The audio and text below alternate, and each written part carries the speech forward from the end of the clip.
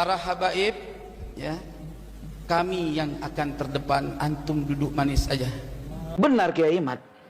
Apa alasan saya menentang dia? Coba antum pikir. Apa alasan kita menentang orang yang benar? Gak ada alasan.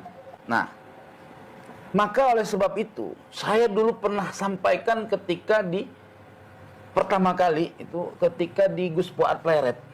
Saya sampai menyatakan siapa saja orang yang meneliti nasab Bani Ba'alawi dengan penuh kejujuran, ya, penuh jujur, yang hak-hak, yang batil-batil, pasti ketemu nasab Ba'alawi palsu.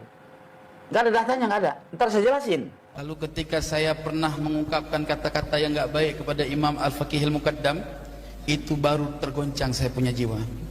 Lalu tak lama saya fatihahkan kepada Al-Imam Abdullah bin Alwi Al-Haddad. Alwi, hebat. Amul Faqih bisa terbang 70 kali ke langit, jumpa sama Tuhan. Orang pakai buruk loh. Wong Nabi aja sekali seumur hidup pakai buruk. Dia mah kagak pakai apa-apa, cus. Begitu kan? Kesaktian dia sama Nabi. Gue bingung. Sekali itu mampunya, ya nggak? Ilok kagak ada karangannya. Siapa ulama yang pada tingkat derajat martabat tinggi, yang syuhrah, hebat, Syekh Abdul Qadir Jailani, ada tulisannya, banyak karyanya, ya nggak? Kenapa dia kagak ada? Gue bingung. Ini orangnya ada nggak sih sebenarnya? Ulama yang ada di zamannya boleh cek.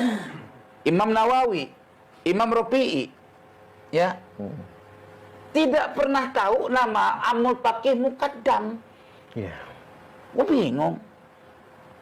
Seringkali di dalam kitab karangan Imam An-Nawawi, qala, misalkan ulama sebutin sama dia, ya kan? Kalau di Yana, qala Al-Auza'i, disebutin, ya nggak? Qala Imam Syafi'i, tanda orangnya ada. Benar-benar. Betul.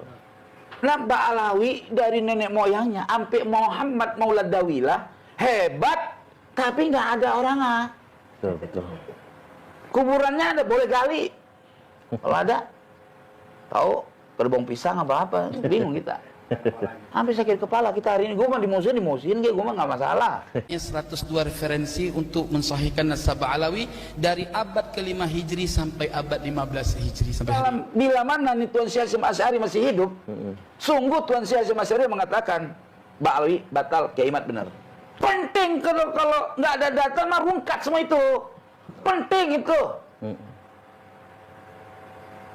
Pelajari yang benar, yang lurus. Nah sekarang kok ada orang namanya Ubaidillah tidak terdata dalam kitab-kitab nasab tempo dulu. Dari kitab nasab yang mutasir riwayat nggak ada. Uang riwayatnya nggak ada. Bagaimana wujud orang tanpa ada riwayat? Itu namanya dongeng sebelum tidur. Gitu loh. Halusinasi, nama orang dibuat-buat itu. Kalau Ubaidillah ini orang biasa, ya ustadz Iqra lah, wajar nggak ada yang kenal Bapak. Tapi kalau dia sekali berbapak Prabowo, sekali berbapak Jokowi, sekali berlebih dari Tuan Syekh Hasyim Asy'ari, sekali bergus Dur, ilok agak yang tahu. Gue bingung. Masa surat cinta aja kagak ada? Ahmad bin Isa terverifikasi tukilan orang yang menukil khabar dari dia. Ahmad bin Isa. Lah Ubaidillah mujtahid mutlak. Imam Syafi'i punya karangannya, Imam Ghazali punya karangannya. Dia jangankan karangan, surat cinta dia kagak ketemu. Nggak pacaran dia kali. Ini zaman dulu orang pacaran kan. Gitu kan? Paham nggak kira-kira? Ya, paham ya. Enggak kan? Jelas kira-kira. Jadi nasab Ba'alawi batal karena tidak ada sumbernya. Jelas? Gampang jawabannya. Ketika mereka bilang banyak sumbernya, mana? Kayak kucing aja, mana? Ya. Iya, mana sumbernya, mana? Sumber kok ada di abad 9-10. Setelah 5 abad lebih kemudian. 600, bukan 5 abad. Ya. 6 abad. Belum saya bongkar Ahmad bin Isa tidak pernah wafat tahun 345. Ntar saya bongkar semua. Rungkat kali ini saya bongkar. Balawi Jahannam. Nasab lo rungkat, lo liatin aja. Ini sumbernya saya juga. Jahanam betul. Allah. Mohon diridhakan, mohon dibuatkan kemaafan. Yang penting sebagaimana dulu Khalid bin Walid memerangi Islam, nah ente sekarang juga begitu. Pulang saya ke Aceh 2 bulan saya cari lawan, akhirnya saya berjumpa dengan saya punya guru. Itu saya pulang dari Aceh ke Bekasi itu. Maka oleh sebab itu, saya dulu pernah sampaikan ketika pertama kali itu ketika di Gus Fuad Pleret. Saya sampai menyatakan siapa saja orang yang meneliti nasab Bani Ba'alawi dengan penuh kejujuran, ya, penuh jujur, yang hak-hak, yang batil-batil, pasti ketemu nasab Ba'alawi palsu. Gak ada datanya, gak ada. Ntar saya jelasin. Ya. Nah, Bung Roma ketika dia mempelajarinya, lalu dia melihat kok benar ini orang gitu loh. Kenapa harus dia menentang Kiai Imad? Ya nggak mungkin. Offside itu namanya. Ya. Nah, kenapa di framing bahwa Bung Roma nggak bisa jadi rujukan? Kalau dia sebenarnya kan nggak pernah fatwa di Empan. Ya. Dia hanya mengundang orang punya ilmu. Betul. Ya, dalam kajian tesis siapa tahu Kiai Imad diundang. Terus siapa lagi? Rumel Abbas diundang. Rumel Abbas kan Purba Alawi kalau bahasanya, ya. Ya. Dia sehat. Kenapa ketika Bung Roma dia lebih condong kepada Kiai Imad dalam penelitian dan setelah dia uji dalam secara podcast dia lah kalau bahasanya ya. Pada kebakaran jenggot, saya bingung gitu. Sampai mengatakan nggak jadi rujukan. Terus saya tanya, Idrus Ramli sebagai apa? Kiai apa dia? Emang ahli nasab dia? Memang dalam menetapkan nasab, ya, ahlun nasabah. Kiai Imad, saya, itu bukan ahli nasab. Dan Kiai Imad juga nggak pernah bilang dia ahli nasab kan? Betul. Tapi dia mubahis fil ansab. Orang yang membahas tentang persoalan nasab. Dia kaji nasab Alawi palsu, dia sampaikan. Terus tesis Kiai Imad selalu di framing tidak diuji kelayakan katanya. Semua para ilmuwan ahli nasab, ya, dari zaman ke zaman itu menetapkan sesuatu ndak asal-asal main. Ndak ada sistem mimpi, ya. Ndak ada sistem melalui proses kasab, ya. Tidak juga melalui konsep sistem baru paham Atau prasangka ya. ya, baru paham. Dulu gue nggak paham, sekarang gue baru paham. Nggak ada begitu, nggak. Gitu loh, ya. Jadi batalnya sesuatu dalam ilmu nasab itu sebenarnya muradif dengan ilmu hadis. Karena setiap fan ilmu itu dia punya gaya tersendiri. Ketika berbicara sufi, istilah-istilah ulama sufi jangan dipahami dan ditahkim dengan begitu terburu-buru dalam kacamata fikah. Setiap fan ilmu itu punya kamarnya masing-masing. Ya.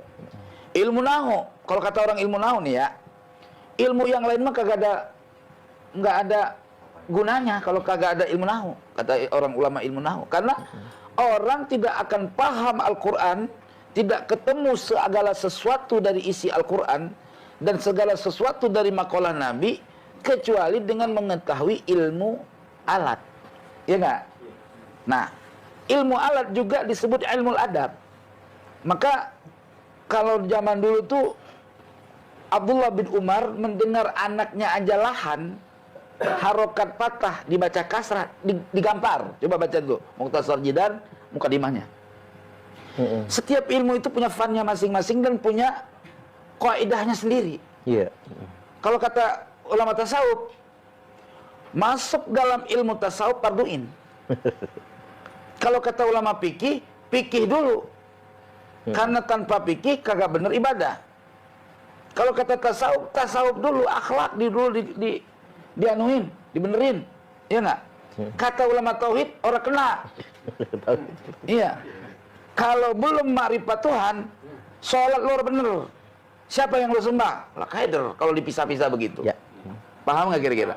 Jadi ilmu hadis juga dia punya retorikanya masing-masing. Nah, ilmu hadis ada diroyah dan ada riwayah. Bagaimana kita mendeteksi hadis hasan, sahih, hasan, doib, maudhu?